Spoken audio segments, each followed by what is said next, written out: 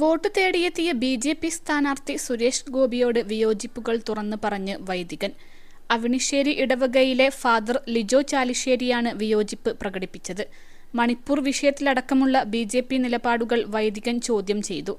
അവിണിശ്ശേരി ഇടവകയിൽ സുരേഷ് ഗോപി വോട്ട് തേടിയെത്തിയപ്പോഴാണ് സംഭവം. അതേസമയം കഴിഞ്ഞ ദിവസം സുരേഷ് ഗോപിക്ക് വേണ്ടി കലാമണ്ഡലം ഗോപി ആശാനെ ചിലർ സ്വാധീനിക്കാൻ ശ്രമിച്ചുവെന്ന ആരോപണവും ഉയർന്നിരുന്നു.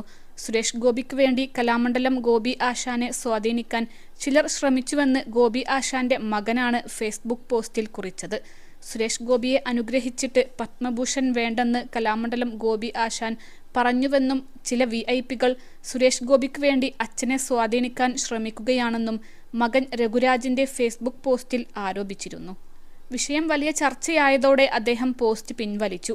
എന്നാൽ താൻ ആരെയും ഒന്നും പറഞ്ഞ് ഏൽപ്പിച്ചിട്ടില്ലെന്നായിരുന്നു സുരേഷ് ഗോപിയുടെ പ്രതികരണം.